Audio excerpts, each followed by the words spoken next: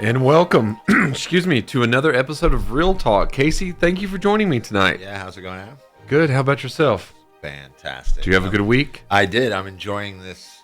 Interesting. I feel like I'm at the ballet. Yeah, With yeah. this music. I feel a little bit of high class. It's a high class. Yeah, Yes. yeah. We have the front seat, front row to this epic movie called The Menu. The menu. Yes. So, but you've had a good week this week? Yes, I sure. Awesome. I'm glad. So, yeah, we're here. We got a great movie that we're going to review tonight, talk about, get into some things tonight. Before we get into that, we want you to go to our social media pages, the Facebook page, the YouTube page, the Spotify pages. And if you're watching on YouTube or Facebook right now, if you do check out the Spotify show or the YouTube show, it's actually vastly better than this one. Sure. It has having our audio. It makes a difference. I think so For too. sure. So please go to the Other People Show on Facebook, YouTube, and Spotify to check out all the past shows plus this one. Sure. And in addition to that, we're going to toot our own horn. We've got 3 people that's involved in a pretty good short film. They're in studio, and that short film came out this past weekend in Dreams. And it's already amassed over 270 views. Nice. In just a couple of days. Fantastic. So Stacy helped with the filming. Stacy and Lana helped with the filming. Casey helped with some voice work. Yes, some voice work. And it was good. I enjoyed it. Yeah. I enjoyed it. And because I think we mentioned last time, you had no clue. No, I didn't. Where the audio was going to fall in. And I knew it was related to a phone call. Right. But beyond that, I didn't know, but it worked. Yeah, and it was early on too. I was like, nice. Yeah. It kind of sets it kind of without the phone call, the audience might not know 100% that he's using this fellow's house. Yes, to write these, right. Within the context of the dream. Right. So thank you for doing that on short notice. And I just sent Casey the dialogue. And he had no reference points for anything. No, you just sent it to me in Messenger. Yeah. He could have, he had no idea how he should play it. No, and you played it perfectly. Yeah, I did like 2 takes of it. And I think it worked out perfectly. So it did, definitely did. So, if you're not, we do have a producer in the studio tonight. She will go nameless, but thank you for being here as well. So, I think we have a really fun and intriguing movie tonight. No, I thoroughly enjoyed it. I'm looking forward to watching it a second time. Yeah. To be honest, I've watched it twice, and I will watch it again. Yeah. It's been. I'll watch it a second time soon. This week for sure, probably. Now I can't recall. I can't recall if it's a 2023 movie. If you can look that up, if you don't mind, or a 2022 movie. 2022. It came up near the end of the year, I think. Yeah. If it were a 2023 movie, I would consider it my second favorite new release of the year after Infinity Pool, which is my favorite movie of the year. Sure. So let's dive right in. We've got a young couple travel to a remote island to dine at an exclusive restaurant where the chef has prepared a special and lavish menu. Would you think that summarizes? Yeah. I mean, that's a good synopsis without giving anything away. Sure. Yeah, sure. I think so. So we have Ray Fiennes, Anya Taylor-Joy, and Nicholas Hoult rounds out the cast, which they've all done, in my opinion, really good work. Yeah. You got Anya Taylor-Joy from The Witch, Split, the Queen's Gambit. That's probably her biggest couple things. And then you've got Ray Fiennes. He's done great work for years. Yeah. He's old school. He's been around for a while. Yeah, anything from he was in the what's the Hannibal Lecter movie he was in? Red Dragon. Red Dragon. Sure, was he in that movie Was he in Strange Days? Do you remember Strange the movie Days. Strange Days? It's like some futuristic, Yeah, yeah. That, like memory kind of. I've never watched it, but I've always wanted to. Yeah, I've seen it once. It was a while back. Was it? But yeah. And yeah, that was a 1995 movie. That's old school. Man. Yeah. We know our 90s, Yeah. 90s movies. Yeah, he was in The English 90s movie Patient, plugs. Oh, wow. Yeah. and that's he an old even one. I dove forgot in. about that one. Yeah, he even dove into movies with Jennifer Lopez called Made in Manhattan. Made in Manhattan. So he's been I in forgot about that one. quite a too. few things. Yeah, he's Nicholas well-rounded. Holt, we've got him. He's in Warm Bodies, which you mentioned you hadn't seen. I had not. I think you should. I'm not going to say it's worthy of a show episode, but it is a fun film, Yeah. and I didn't feel I wasted my time. Nice. So, and it was original, which I appreciated. Yeah. Yeah. And I think we're at the point where even if we don't really like the movie, we're avid movie lovers and we can appreciate at least certain aspects. Sure. Yeah. And, Absolutely. and I think most people, Warm Bodies was a hit movie, so I think most people enjoyed. But Nicholas Holt does a good job in the Mad Max movie that came out. And then can you look and see what else he was in? He was in a couple of things. But he's a younger actor, and I thought he did a great job. Yeah. in No, his it role. was all well. It was good. So the interesting thing, we have directed by Mark Mylod, or Mylode. I'm not sure how to pronounce his name. Now, I hadn't heard of this director at all, really. I hadn't either. And he'd only mainly been directing episodic TV episodes like Shameless, United States of Terror, Entourage, and some Game of Thrones episodes. Oh yeah, he was working for the Yeah. old pay channel Showtime. Yeah. Because a lot of those are Showtime shows. Yeah. Shameless, Entourage, like And, a lot of those. and then he- shifted to HBO apparently. And that would be a great gig to have. sure. But if you were a director, and even though I do consider myself a director, I really do. But You should. But would you want to do more episodic television, or would you mainly focus on features? I would focus on features myself initially, and if Yeah, it both. segues into episodic television, because you can do both now. Yeah. you Both. know. I don't know. That's a toss up. It's almost like the in between, like I don't know, a mini series maybe, Because or nowadays, like those five, like a little 5-part. Because nowadays you can do those quickly. Because remember, like the old days, it would be like you would get 22 1-hour episodes, Yeah. and now it's like you get like you get 12, 13. yeah, at most. and they're 45 minutes, some of them, Yeah. know. No, they're definitely cut way back. and you're able to do both now. Before it was looked upon, if you were a TV star, you weren't necessarily a movie star, Sure. but now you have crossovers all the Yeah. time. Well, I think both approaches probably have their advantages and disadvantages. Like I don't know, it seems like a series would be easier to really expand on your story. Like harder to really. I mean, you got to make a pretty good movie to really get the story across. especially in 2.5 hours or less. Yeah, without making it like a trilogy or something. Because if you're going to make 2, you might as well make 3. I kind of feel like. True. But the problem with TV is how it comes out. Yeah. You know what I mean? It's like you've got more time to tell a story, but then again, people don't necessarily want to take, months to get the story. You know what I mean? Will Like, they I commit like the I like time? I like watching TV series, but I don't. I watch them when they've been out for a while. Yeah. So I can just like binge watch season upon season if I so choose. But like the one episode a week for a while, you got to come with some good stuff you got to keep people interested. Yeah, coming back and to keep the commitment. Like there's been very few actually series in my entire life that I've finished the entire series because I guess I'm commitment phobic. You know what I mean? Or maybe, but again, I mean, you get trapped in this thing of, I mean, you really got to pull, like the term jumping the shark, you know, is like classic Happy Days, Fonzie or whatever. Yeah. I don't know if it was coined from that, but I my think it learning was. of it, I think that's think it where the was. term came from. I think you're right. And so that happens, and so it's like better to, what is it, burn out than fade away or fade out. I can't remember. Kurt Cobain, I'm dropping quotes. I'm trying to think. I just- I know what you're talking about though, but I think You know you're what I right. mean? And Yeah. so like some of my favorite series, while I was bummed when they were over, so like The Expanse, I would recommend anybody, especially if you like space, sci-fi, anything is great. Mr. Robot's really good. The series 12 Monkeys, which we talked about the movie, but they were all kind of like Mr. Robot's only 4 seasons. Right.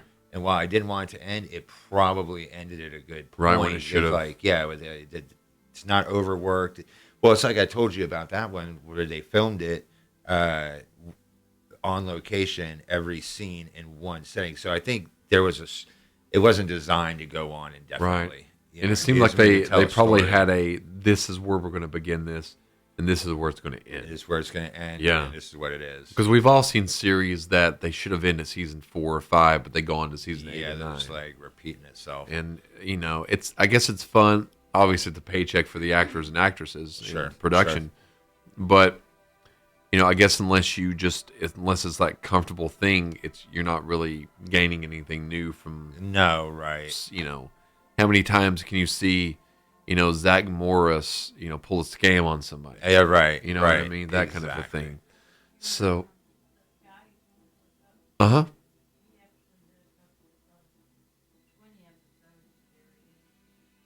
The Good Doctor, was he in that? No? Okay. The Great and Crossing Swords. Yeah, I don't think I know those. I don't either. Whoa. I've heard of original Watership Down. I haven't. What, did they do a remake of that? I didn't know that I didn't Whoa. know they did a remake of that one. Wow, interesting. Okay. Or a voiceover, maybe. I wonder if they Probably did it. so. I've only watched that one once. Yeah. Watership Down. Holy.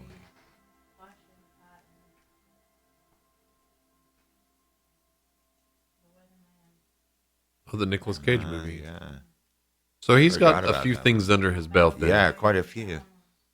So the whole cast really does. But you can tell it comes through because across the board, it's well acted. Right. You know what I mean? We hadn't even mentioned John Leguizamo, Yeah. who I kind of loosely recognized. Well, I recognized Ralph, but like when John Leguizamo came on the screen, I was like, that's John Leguizamo. Yeah. And you tell he's got older, had the glasses on, but I've always kind of been a fan.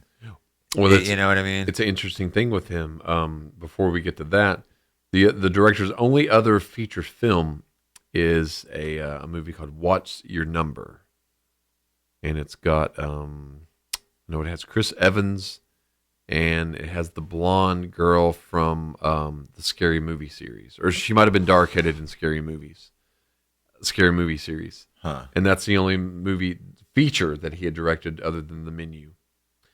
It cost $35 million, and in the U.S. made $38 million. Worldwide made about 79, 88% positive on Rotten Tomatoes, and 76% audience positive. Huh.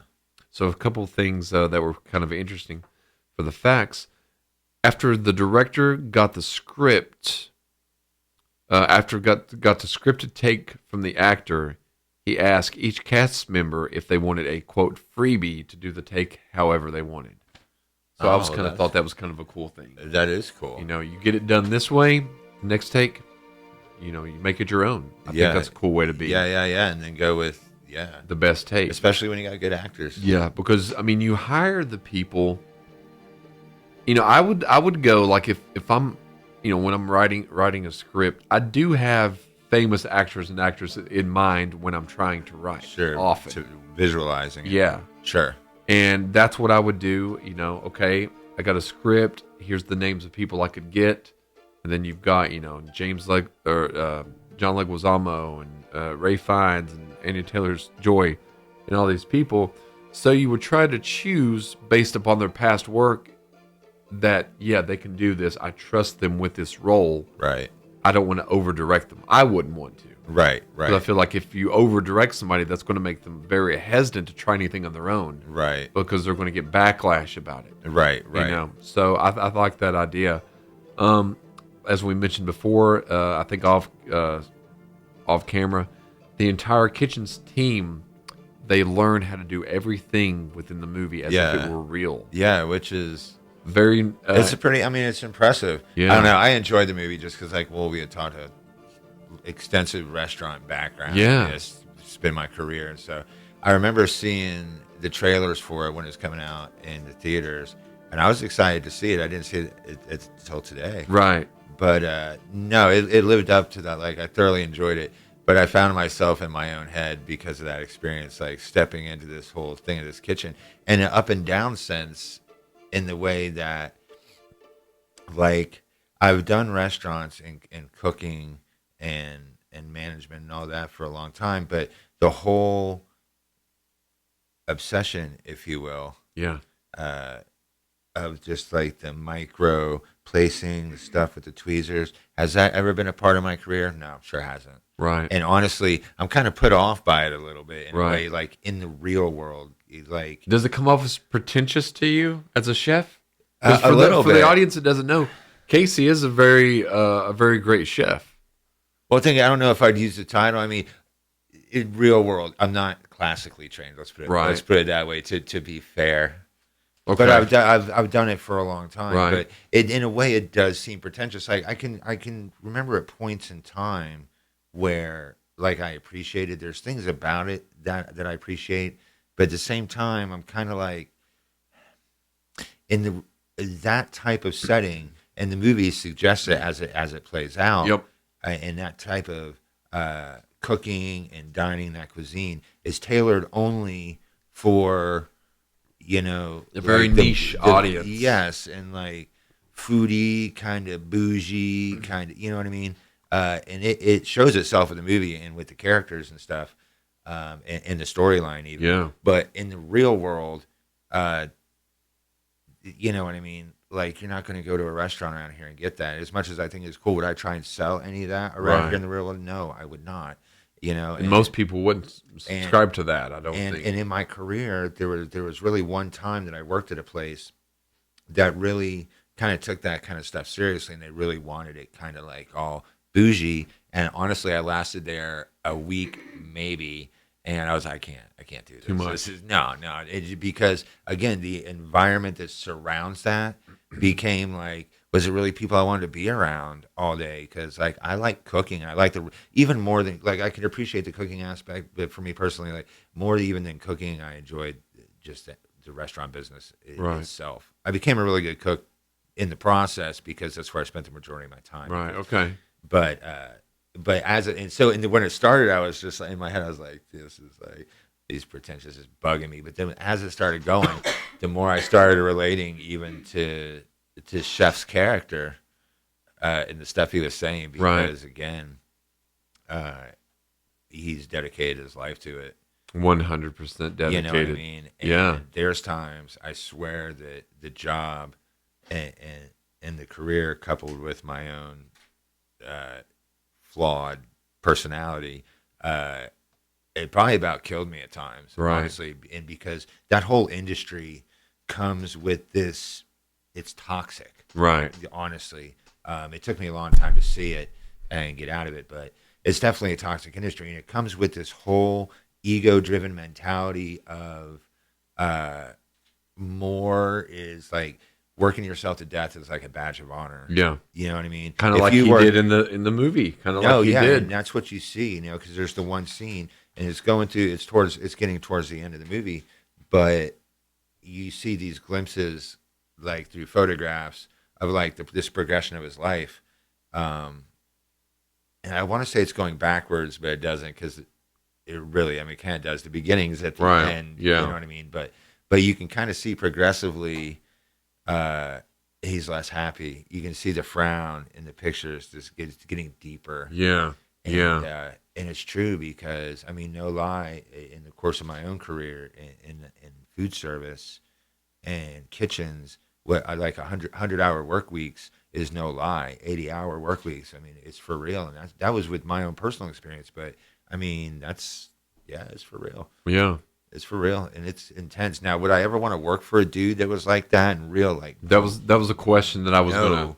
No. Because no. they and we'll get into this a little bit, but some of the staff there, have also dedicated their life.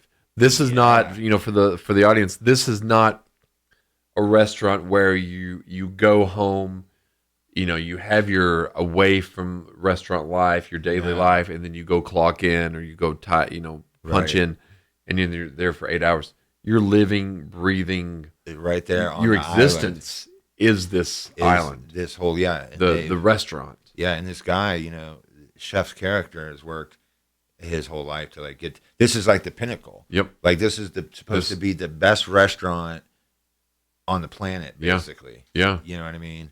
And you just find this group of people that they've dedicated their whole life to live on the island. You get the feeling that Chef was married at one point in time, early on. Yeah. You know what I mean? And he's chosen food in his restaurant and the preparation, everything to deal with that restaurant is his life. It's his lifeblood. Yeah, is what it is, really. So another interesting fact, and you'd mentioned John Leguizamo.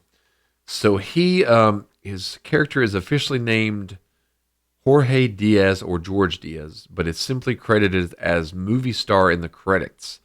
Leguizamo based the character on, can you guess who? It's a 90s action star that he based the character in the menu on. And I'm sure everyone in this room and everyone watching. If I can't think of it, when you say it, it'll click. So he based the character, John Leguizamo based the character that he played in the menu on Steven Seagal. Steven Seagal. Okay, I can kind of because he had said that Leguizamo worked with Steven Seagal in Executive Decision. Oh. And he said he was one of the rudest people that he'd ever been Seagal. Around. Yeah. I can see that. Yeah. Man. He kind of has that. Yeah, and he gave him like an actual punch, even when he wasn't necessary, just to let him know he was the alpha male on set. Sure. So that's who Leguizamo decided to base that actor. Like you got to prove yourself as the alpha male to somebody. It's basically, he's a comedian, basically, which is kind of how it started. Like, really, is that necessary? And what's also funny, he's going to make a bit out of you now. Is that he put a little jab of Seagal because his character that Leguizamo plays mentioned that he plays a character of a chef in a movie, which is a reference to Seagal playing Casey Ryback in Under Siege. So I forgot about that. Yep. That movie. Yeah, which is actually considered Steven Seagal's best movie, Under Siege. Yeah. Well, with, probably. Tommy Lee Jones and Gary Busey also help elevate that. Sure, you know what I mean? So Gary Busey. I know. My goodness. Every time you mention his name, all I can see is like the wild, like. He's a wild character. For sure. A wild character. So you want to dive right in? So here's a little bit of information before we dive in. Several of the beach shots were filmed at the Driftwood Beach on Jekyll Island in Georgia. Oh, nice. So that was kind of cool. And that was beautiful scenery. It definitely was. It really was. So let's dive right in. The plot and the story. I thought it was a unique plot. I definitely thought it was too. And without giving much of the story away, it was kind of a unique way of, like we had talked before, of dealing with the bourgeoisie. Yeah, it grabbed me right away. Yeah. Because Anya Taylor-Joy, her character, I can't remember her character's name right off, but one of the earliest scenes, she's smoking a cigarette. Yeah. And he's like, pretty much, don't smoke that. You're going to, ruin your palate. Yes. Yeah, yes. It's real delicate. Yes. Menu or whatever ingredients he was saying. Yeah, like total foodie guy. Yeah. It for some reason, and I love food and I love watching cooking shows, and I've always wanted to actually produce a chef show. No, that's funny. I thought about that, so we should talk about that. We should definitely do that. I've thought about that in the past. From a young age, since my teenage years, I've thought about that. Oh yeah, and I thought if I weren't going to be in the acting and directing and media world, I would want to be a TV chef. So that this movie has always Well, not always, but this movie is intriguing. Well, that's funny because I ended up being a chef, but when I was younger and stuff and coming up, this is what I wanted to do. Really? So that's kind of funny. Cool. So we should definitely. Yeah. Yeah. So yeah, I was like, if I weren't able to do this, a chef was what I wanted to do, Perfect. and it was kind of cool. I saw Giada De Laurentiis one time. Oh yeah. I went to one of her shows, and she prepared, she prepared chicken marsala, maybe I think was what it was. It was really really good. Yeah. I like was watching cool. the food shows and the Yeah. cooking shows. Would I ever go on one? Hell no. Yeah. No. Yeah. No. I would embarrass myself. Because listen, I'm a good cook. Yeah. But No, one of the things I mean- did like on the Food Network at one point, I don't know if it's still on. It's called Unwrapped, with Mark Summers, yeah. the former host of Double Dare on Nickelodeon. Wow. I totally remember Double Dare. And he's the host of Oh Unwrapped. my goodness. Yeah. And You're it- taking it way back. And it's things like the Unwrapped show would be things like, how it would mainly be sweets and desserts, Yeah. but it would be, how they, make a Twinkie, Oh yeah. or how they make a Hershey's bar. Yeah, it yeah. would, there'd usually be a couple of different things, usually 3 things throughout the episode, and it would Sure. show you how it, from beginning until end. So it was really cool. I thought it was a cool show. But yeah, I've always liked the idea of this. I've liked the idea of the arrogant chef for some reason. Sure. Well, it's part of the industry. Yeah. I mean, it's very ego driven on many levels. Yeah. I mean, it just is. Is it healthy? No, probably No, not. Not really. And I'm a pretty chill guy, I think, for the most part, and anybody that knows me. But there's people that will tell you that would call me very arrogant Right. in a kitchen setting. But I mean, if you're good at something that you do, I mean, I've always taken it very seriously. Right. You know what And I it mean? seems like a lot of times, if you are good at something and other people truly recognize, even inwardly, that you're good at that, it's going to come off to them, hey, this guy's arrogant, Sure. because you're good at what you do, Right. but you know that you're good at what you do. Right. That's what Confidence in it. Yeah. Confidence versus arrogance. Yeah. It could be a thin line there. Yeah. Because it could be, oh, you guys do a good show. I know we do a good show. We always do a good show. We always do a You good know. show. Yeah. Consistency. Consistency. Especially if we're talking restaurants and food. That's, Yeah. I mean, it's a big deal. But yeah, no, I mean, it's very much a part of it. Yeah. For sure.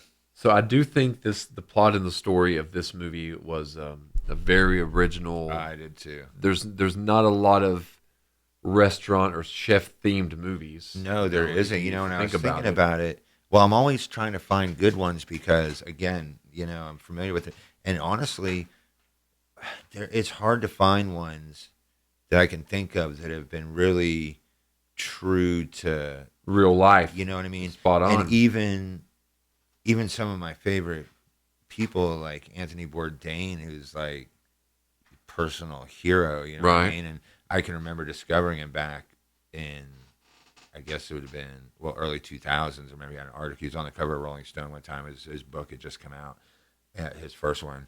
And I loved the man. It's great that we need another Anthony Bourdain. Agreed. The I world agree with does, you. you know what I mean, in general. But at the same time, when I listen to a lot of stories, a lot of that kitchen setting I don't relate to.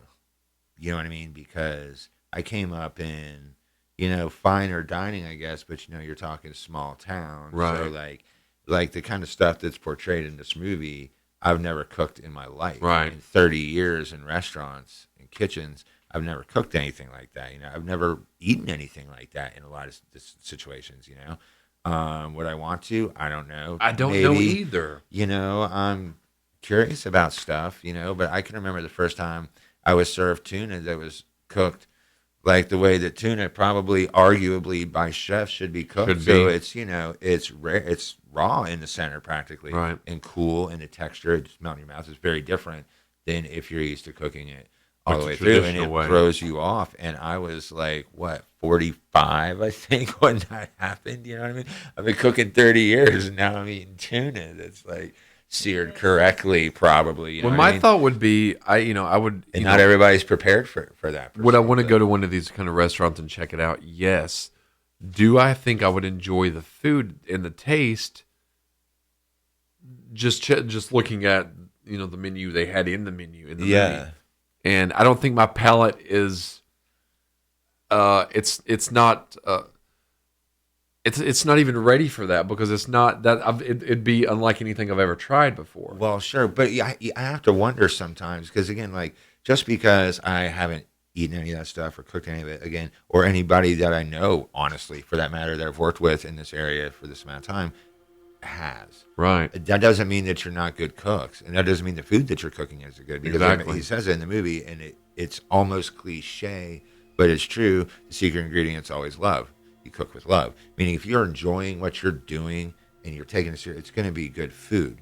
I got a reputation for being a good cook because I did it for a long time, but I enjoyed what I was doing. And you It was love done what with you're I doing. loved what I was doing. And it Well, just like translates, later it really on, does. near the end, not to give anything away, but all she really ends up getting and enjoying, as far as food goes, is the cheeseburger. Yeah. And you can tell by looking at the cheeseburger that he actually did put love Yeah. into that cheeseburger Well, to because give to even her. in the scene while he's cooking it, you see that deep frown. He starts smiling Yeah. by the end. And what I was going to say, even about like our palates being able to enjoy this or that, I have to wonder half the time if the quality of this food is just bullshit. Right. It's like it's some bougie bullshit. I mean, honestly, not to say that isn't good. I don't know, but if I'm paying that much for a plate of food, I'm going to tell myself it's delicious, whether it is or not. Yeah. And I'm going to tell other people it was delicious, whether it was or not. Because I'm To going to be like, justify- I just paid $1,200 for some sucky food. I would have rather had a cheeseburger from the mom and pop's place down the Yeah. road. It's a status symbol kind of, and I'm not knocking fellow cooks or saying anything like that, but in the real world. Yeah.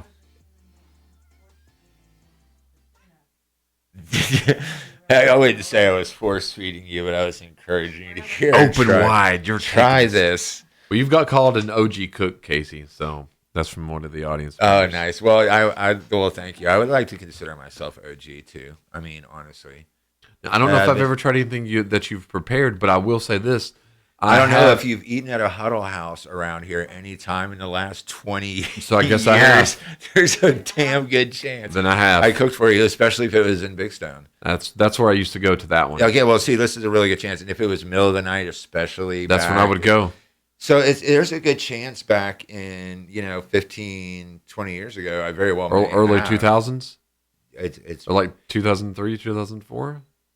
possibly. I went back and forth between there. Well, I was early on. I was at the Holiday Inn, Norton's Okay. Grill and Rotisserie, way back in the day with other OG cooks like Eileen Lovell. So I've Name probably dropping. tried some of your I've cuisine. probably Back in the anybody day. local watching. I've probably cooked for a good share of them. Huddle House, tall dude, glasses. I don't have the glasses on now, but if you think you recognize me, well, I Okay. couldn't wear the beanie at the Huddle House. They wouldn't. They didn't want me to do that. I got jumped on for that stuff. Oh, did you? Well, if corporate was around, Oh, okay. but yeah, but I thoroughly enjoyed working at Huddle House, and this is what I did. This is one of the things. It's a good segue back into the movie. Honestly, was front of house cooking, like cooking in front of people. Like the whole first half of my career, I was back house cooking, so that I didn't see the customers. Customers meant to see me. Right. And part of it was what I liked about it was the interaction, and the tie into the movie is in this dining room, the restaurant, the kitchen is visible. Yeah. I am a big fan of that style. It forces you. I feel like it should to take what you're doing more seriously. Step up your game. To step up your game because people Yeah. are watching you. They Yeah. can see what you're doing. And back of house is cool. It has its own advantages, but you start to feel forgotten as the cook in the kitchen and that even kind of plays like I felt like the way that Chef's story kind of plays out is very true. Yeah. I mean, it's very, the harshness of the kitchen and yes, chef, and the clapping and, it's like some Gordon Ramsay shit. Or It was really, and it was almost cultish. Oh, very, totally cultish. I mean, totally cultish. And I can get that. And I started wondering, I was like, how did this, I've led some crews. I wouldn't say that I had crews that had a cult following Right. that would die. And probably for not me or nearly as something, but- intense as what was on screen. No, but But they even lived there, Yeah. those in But that little area. yeah, but it seems like that's. I would hate to work in that kind of setting Me too. as a cook. It seems like that would suck the fun. out Yes, of it. the love right out of it. Mhm. But it alludes to that because he says it later in the movie. Cooking with love is a secret ingredient. And she points out is how it ties into the hamburger and how she ends up surviving. Yeah. And she points out he's cooking with obsession Mm-hmm. for perfection, for this just the tweezers and it's just. I think there's beauty in chaos. Personally, it's always been my approach to just the scattering of let it fall where it may. Yeah, It's yeah. beauty is always in the eye of the beholder. I think anyway, that's you a know good- what I mean? And so I just kind of like that, and then just kind of work from there. Start with some chaos, and then Right. organize chaos a little bit instead of just this. And the reality about it too, like in the real world kitchen, there is no time to stand there with tweezers and like strategically place. and the each reason, thing. and that's probably why there has to be like 5 courses because it's taken them 2 hours to plate something that you're going to eat in 3 bites. Yeah. Like really? Yeah. Come on, it's And I honestly, I don't even know if I would really want to go to a restaurant like. Maybe I'd want No, to I experience it once, just to Yeah. experience it. But am I going to? Oh, that food was delicious. I don't see Yeah. that happening. No, again, and like it shows it in the movie because that's part of the whole premise of the movie is this bougie guest list, Yes, and of the one who's who. and there's basically. one character, the female lead, Margot, who is a replacement. She's not on the list. She's He not on doesn't. the list. He doesn't. He brings know. her instead of somebody else. Yeah. And so when you see the way it's played out, they know their guest list very well. And the whole thing about that type of dining and cuisine being status symbol and not even that chef's whole thing about it is like he invested his whole life, career, all these people into creating this, the best food on the planet. And when it really came down to it, the people in there, the guests that paid all this money, they didn't give a shit. No. They didn't give a shit about him, the quality of the food. It was a status thing. The one people were talking about, they were judging it. The food critic was there, Yep. and the one table that ate there more than anybody but couldn't name a single dish. No. And then that one, Nicholas Holt's character, he was It's just like, the foodie, just taking pictures, not really. yeah, when he wasn't supposed to be. Yep. But it was funny, like that whole character and the way it played out. It was super interesting because you were talking about, it being like a cult, and he was definitely like, you could tell his character was obsessed with this chef right from the get-go. He was just like, and that was just progressing, and it got more intense and violent. It's like it didn't faze him. Yeah. But yeah. you find out why later in the movie. I'm not going to spoiler alert that or anything, but I mean, you find out. Yeah, and we But won't, yeah, it's we won't give crazy. any spoiler alerts since this is a relatively new movie, and I think it's HBO. Was it on HBO Max? Okay. Yeah. So yeah. So what about the characters? Did you have any favorite or least favorite characters? I think the chef or Margot. I don't know. I can't name just one now. Yeah, it's hard. Looking back, I related to Chef a lot, so that was almost an easy go-to. yeah, I related to my dislike of foodie types, like the one main Nicholas Holt's character Yeah. is like this total foodie. He's the only foodie there. There's Yeah. the food critic, but who's disliked because you make your career off of like judging. You know what I mean? Like, do you cook? I say like critics. yeah. Remind me of the mom part. So he is. His mom. Yeah. Chef's mom. Yeah. In the corner. Yeah, drinking the entire time. And Wasn't she? just, yeah. and only says one thing, and it's to Nicholas Holt's character. Yeah. When he dons the chef coat. Yep. They bring him in the kitchen, which I just thought was like. I thought that scene was very intense. It was, and I loved it at the same time because it was. That was one of my favorite scenes. I can. Again, I thoroughly enjoyed the movie. Again, if you've worked restaurants, like again, if you have any kind of like, it adds to it in a way because I could relate to that feeling of. You think you know food, kind of like you're judging cooking, like, but it wasn't even that he was critiquing it or judging like the food critic. Right. You know, he was just almost so obsessed as if he was. Yeah. Like he's got all this knowledge. He knows all the buzzwords and the catchphrases, but does he know? You're acting like you are one, but you're not. No. And he was quickly shown that he wasn't. Oh yeah, like I felt for him in a way. Too. You know what Me I mean? too. Like I could see that whole thing and just that. And And again, I've almost had that feeling of. Now, when you were watching, did you think, how is Chef going to judge this? Or did you think, hey, maybe he knows how to pull this dish off? Did you think that there was ever a point where he would know exactly? No, I knew his character was tanking. Yeah, me no, too. because I picked up that was the whole point. Yeah, I knew it was this whole just like demasculating thing of just like showing and just, and then we know how that plays out. You know what I mean? And I still wonder what, because there's a few scenes where one of two characters, usually it's either Chef or the hostess woman. I can't remember her name either, but they may not even told us. But leans in and whispers into a guest's ear, character's ear. The rude hostess. The rude, Yeah. which is, it's crazy. I thought she was rude. I would have been taken aback by if she were to speak to me that way as a guest. Yeah, You know. yeah. No, it was, And it would come off something's not quite right around this no, place. No, you know?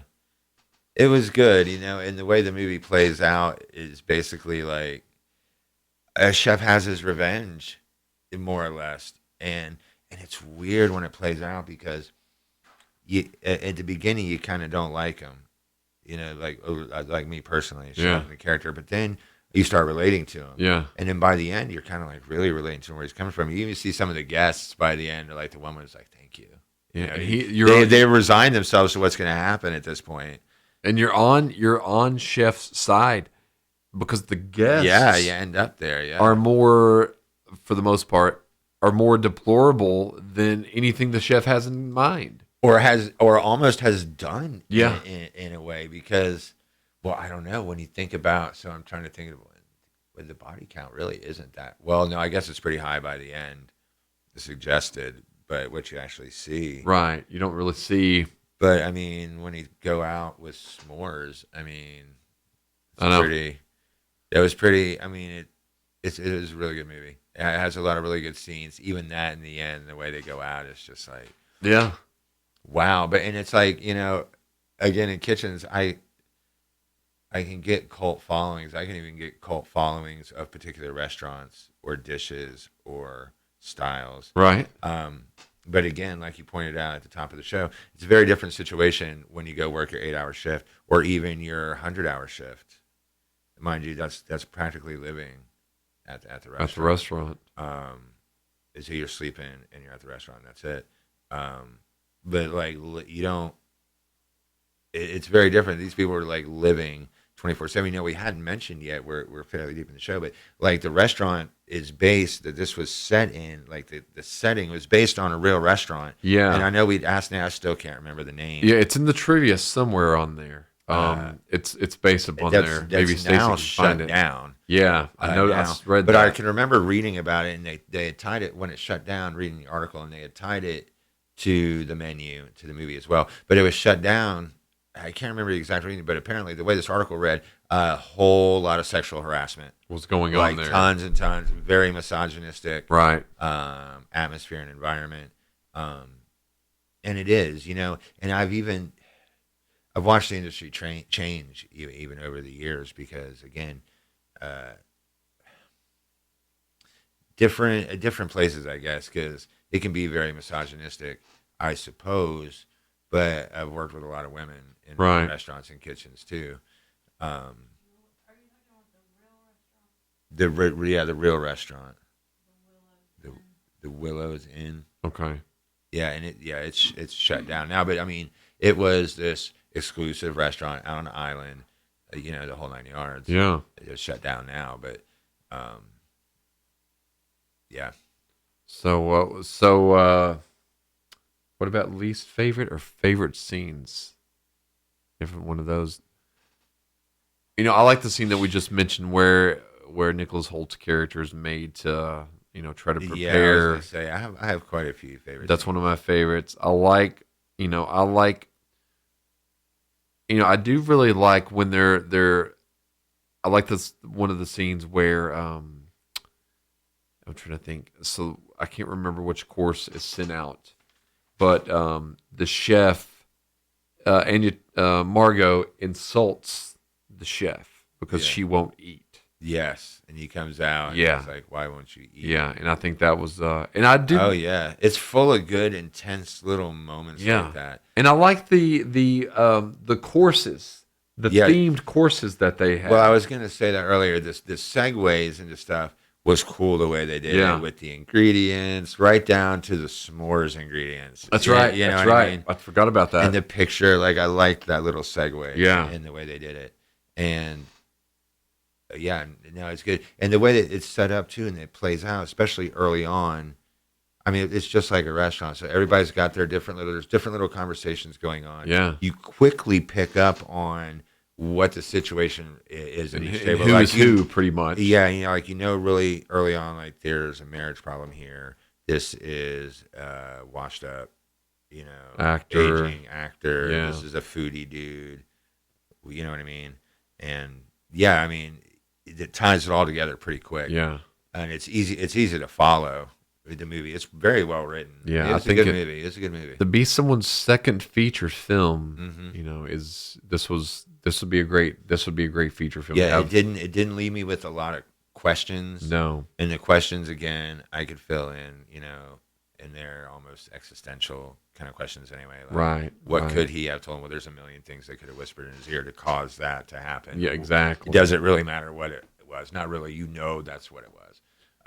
So, yeah, because it tells Chef's story really well, and you can easily follow, and you can see his unraveling in his character even as it progresses. Exactly. Like he starts out, he's real firm, and he's in control.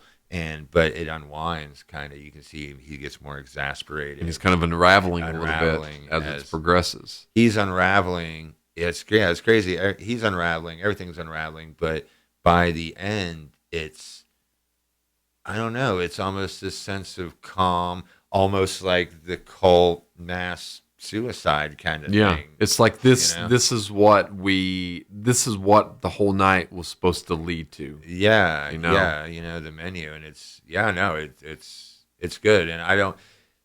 Yeah, it's hard to. I don't want to give away too many spoilers. Yeah, but the dishes and the courses are specifically tailored.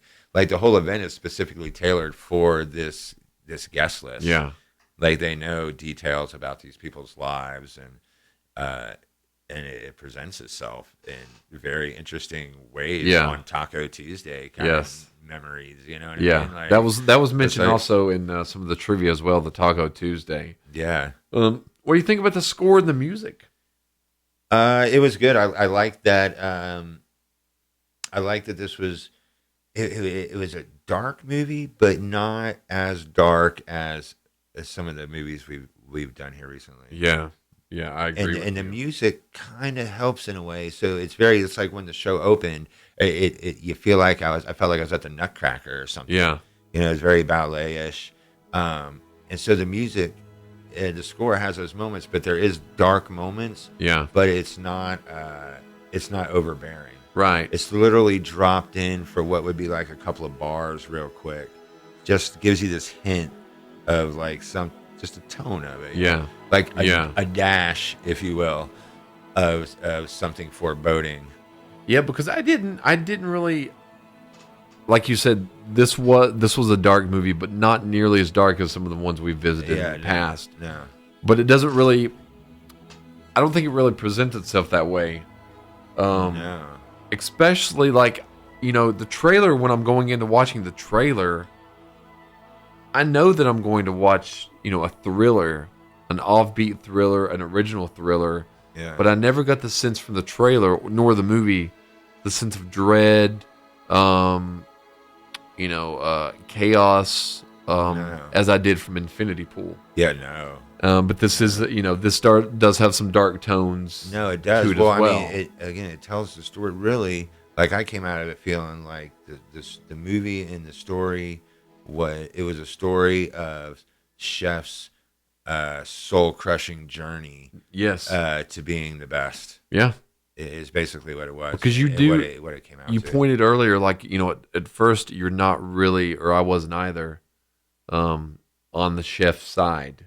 Right. But Yeah. No. you relate to, and I guess he's the closest thing to the villain. But I come to find out that the customers were the villains Yeah. Correct. more than him, Yeah. No. Yeah. I mean, that's how I ended up feeling. because I too. wanted him to succeed in what he was trying to. No, I did too. Except for Margot, I am glad she got to enjoy her. Yeah. Yeah. you know. Well, and that's the thing. It's like, again, he's basically set out this menu without spoiler alerting too much, or it's basically like he's basically wanting to take out this bourgeoisie guest list is Yep. is his plan. Yep.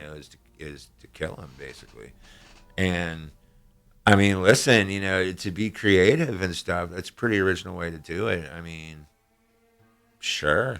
And he has also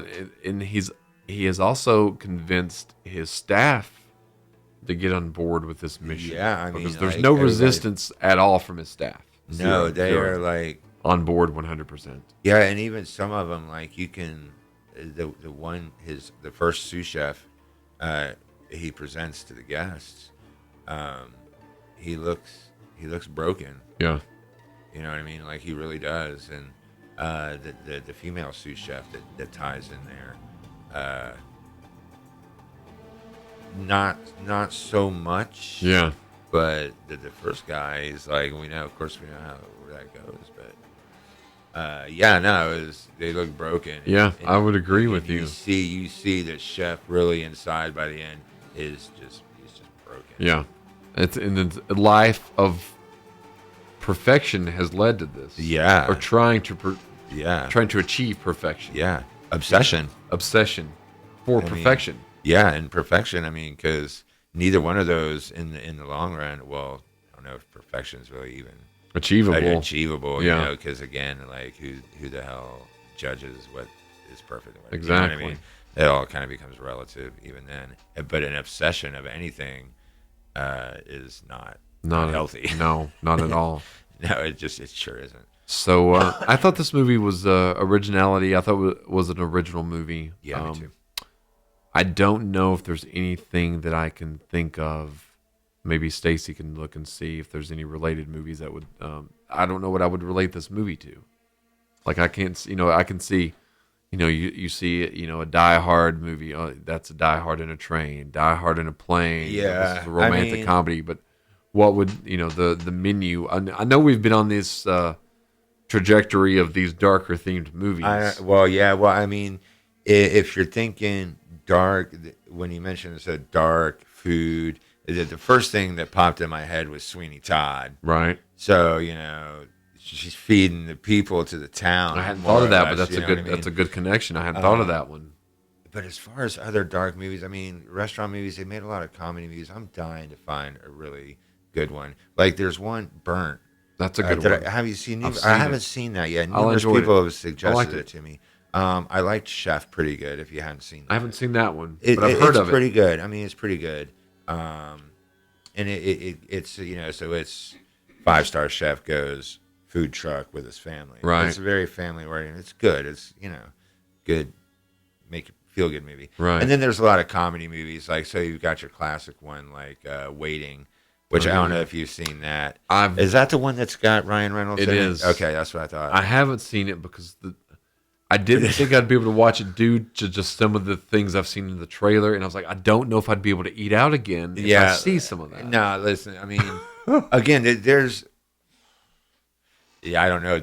We could do a whole nother show on restaurants. Just saying.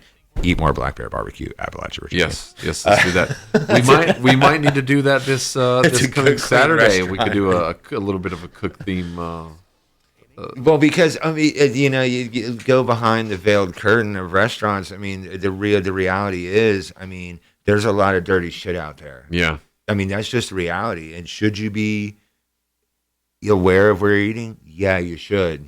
I mean, you really should. And that's why I've always I eat out sometimes. I'm real particular, but I don't right. because I know myself and I know the restaurant industry. Yep. And yeah, it's notorious. Like, no lie. Like, we're required. I mean, the health code gives us things. We're required to wear gloves, but the reality is, for me personally, gloves are like this false sense of safety, Right. because it doesn't make people wash. It causes people stop washing their hands as much. Yeah. And there's nothing is gonna replace a good vigorous hand wash. Yeah. Not Soap the and gloves. water. Soap and So, hot but water. you know what I mean? Unless you're constantly replacing those gloves, but it's this mindset that settles, because I've watched it over the course of years happen, where people just put the gloves on, but they'll still touch everything. They're think still that- going to grab the cooler doors, and you know what I mean? Like, it's some magic thing. And let's be clear, those are gloves that have been sitting in a cardboard box, inside a cardboard box in a warehouse with a bunch of other cardboard boxes. When we know what cardboard Yep. brings. For and, who you knows know what how I mean? long they've been sitting Yeah, there. I mean, but I get it, and it's for people's sense of safety, and probably the latex glove industry that needs to sell Yeah. tons of latex gloves. But again, it goes back to working at Huddle House, and I'm making plugs and stuff. Not really. I'm not getting into that. That's a whole other topic. But I like that. Hansing's right there. The customer sees what you're doing. But Yeah. I promise you, in the back of house, where unless you got people that are real aware, I mean, come on. Yeah, Let's exactly. just be honest about it. But there are good places around, and we do have a good health department as far as local stuff goes. But yeah. Yeah, waiting. I never was able to. That's. I was gonna say. That's How how did we- we even get to this? it was- Waiting. yeah, I liked it. It's a funny movie. There are bits and pieces that I found true, but overall, I would not say it's a representation of what has been my experience Right. in the restaurant business. Yeah, there's Are there cooks and dishwashers doing whippets and stuff? Yeah, that's why restaurants don't have those canisters anymore. They're squeeze bags. Yeah. That's why. You know what I mean? If you work in a restaurant and they have squeeze bags and not canisters, it's because Somebody people were having the nitrous oxide out of the canister in the cooler. That doesn't surprise me. That's a real story. Oh my God, talk doesn't- all day long about restaurants. So It's a great industry to work in if you're considering it. It's no bullshit. It's not for the faint of heart. Right. But it's extremely rewarding if you don't mind working hard. right. I mean, it Right. really is. And yeah, the industry needs more people, honestly, that want to work hard. It's hard to find good workers. So what? Before we get into recommendations, what originally was there one thing that set it in motion that you were going to go into the restaurant business as a cook, as a chef? Well, Or is this something you've always, because you said earlier on that you wanted to do more I mean, media stuff when you were I younger? kind of enjoyed cooking, and I always kind of had to in little ways. And I don't know, I just kind of stumbled into it in a way. Like, I was kind of growing up, I was like latchkey kid in a way, So, I mean, for any younger listeners that don't know what that is, my folks worked, so me and my brother came home from school, and it was just us, So Right. I'd have to make the snacks, or folks work, so you'd have to learn to microwave eggs. You make scrambled eggs in the microwave, if nothing else.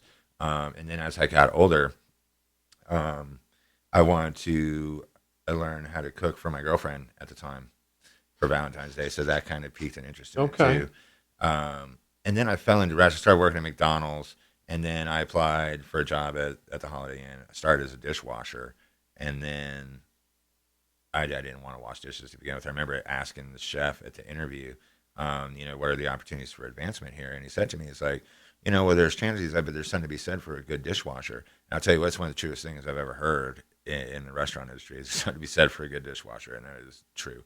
But one day the breakfast cook didn't show up, and poof, I was a breakfast cook, and I just did it, and I enjoyed it, and It just segued on. it just kind of went from there, and then it led to management and stuff like that. And then Huddle House leads itself to being flashy. Right. And so I became this really flashy cook where I'm flipping eggs 10 feet in the air, catching them without busting yolks. You know what I mean? But that only comes with a lot of 3 a.m.s of nothing to do, just flip eggs Right. and see how high you can get them. But it's because I got into that business and it was pounded in my head the wow factor, Right. like wowing the customer, and we've lost that. Right. In, Yeah. in Yeah. a Yeah. lot of sense, and a lot not just the food industry, but just customer service in general. Oh yeah, It's I kinda- would totally agree with you. people are on their phones or like telling you hold on a minute while they're Yeah. like really. The phone is You're taken, telling me to hold on a minute while you finish your conversation Yeah. with your friend, and the phone has taken away of a lot of the interpersonal communication. Sure. And almost Sure. everything. But yeah, I can see it definitely in the food industry. Sure. Now that you mention it. hmm So, what do you say, Casey? Would you recommend the menu? Oh, for sure. Me too. For sure, and like I told you before the show, of the movies we've watched, kind of since we've started doing this, one of my favorites. It may be my favorite. I related to it a lot though, so I thoroughly enjoyed it. That's so cool. It was good. It was good. I thought, I can't remember exactly how we come up with the menu last week, but I'm glad that we did revisit. Well, I've revisited because I'd watched before, but I'm glad that you really. And I did. I enjoyed it. I enjoyed it as much as I thought I would when I saw the trailer. Okay.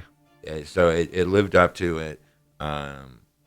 The reasons that I thought I would appreciate it, it lived up to those reasons. Like the reasons I thought I would appreciate are exactly the reasons Why you did. Well, I don't know. I appreciate it for more reasons because I didn't know the tie-in with the whole killing of the bourgeoisie. True. Either, you That's know what I right. mean? Yeah. So that just tied into it because I can, not that I'm suggesting the killing of the bourgeoisie or anything like that, but in my, romantic, revolutionary mind, I can see the romanticism in that. Yeah. In its own right, so. And I thought this was a movie, the rare movie, maybe not the rare movie, but I didn't feel that the film wrapped up just to be the end. I felt that it got there. I saw how it got to the end. Yeah, it told the whole story. Yeah, really. because some movies, it just felt like it wrapped up quickly. I felt that this one wrapped up the way that it was meant to wrap up. Yeah, like a 5-course meal. Yeah, exactly. I mean, it just started with an appetizer all the way through. All the way through. And it was. I think that, I had somebody message me earlier, and their comment on it was, let's see, I've got the comment here. It says, this movie was such a disappointment. That was a message that somebody had said earlier. Wow, that's crazy. I would not call it I did not feel let down at all. So it's funny that, and I know the person had said it, and they have pretty good taste in movies. So I was surprised. Yeah, I enjoyed it. So this could be a movie that could be divisive, but I would lean toward. We had 88% Rotten Tomato positive, and then the audience score is 76. Yeah, that's so even pretty those high. were, and both of those seem. Yeah, I would agree with both of those. Yeah, I would agree too. So yeah, if everyone or anyone is interested, please check out what's on the menu. Yeah, I think it'd be definitely. very. Highly recommended. Yeah. So that's the menu tonight. I'm not sure if we know exactly what we're doing next week. No, we had tossed around something not so dark, perhaps. Yeah, so I think we're going to go into a more of a lighter tone. Oh, we had half discussed Bruce Willis. Oh yeah, so we could do something Bruce Willis. So we might do maybe Death Becomes Her or something like that. I'll tell you what. Let me make one more movie plug on it since we're on restaurant stuff here. Okay. Not necessarily we do it, but if you haven't seen Roadrunner, which is the Anthony Bourdain documentary I was going to mention earlier, highly recommended. Okay, Roadrunner. Yeah, no, okay. It's very good. If you're a fan of Bourdain. Is this streaming anywhere that you know of? Maybe Netflix? What did we watch it on? Did we watch it on Apple?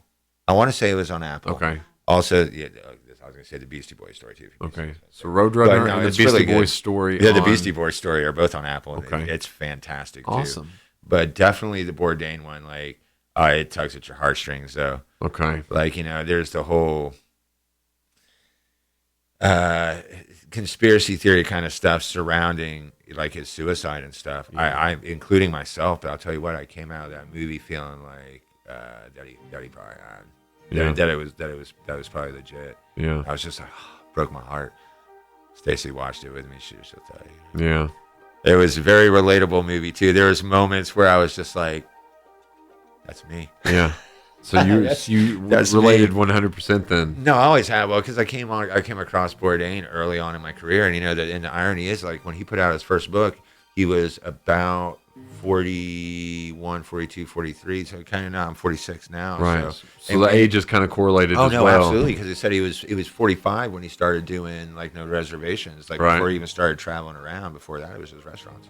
But so yeah, it was easy relatable. Came across him early in yeah, big influence for sure. Very cool. But yeah, for sure. Well, it's been a fun episode. It so sure has. I enjoyed it. Thanks for joining. We're going to get into, maybe a Bruce Willis movie next week, something a little bit more lighthearted. Yeah. But we recommend the menu. And so in addition to that, please go to the social media. You've got Facebook, YouTube, and Spotify. We have In Dreams that just dropped this past Sunday. Yeah. Casey has a nice voice. Yeah. Great job Yeah, on that. thanks. Stacy, thank you for helping with that as well. And all the audience members, thank you for checking that out. And we will be back next week. And check out the Spotify episode tomorrow on the Other People Show, Spotify and YouTube. Everyone have a good night. Have a good night. See ya.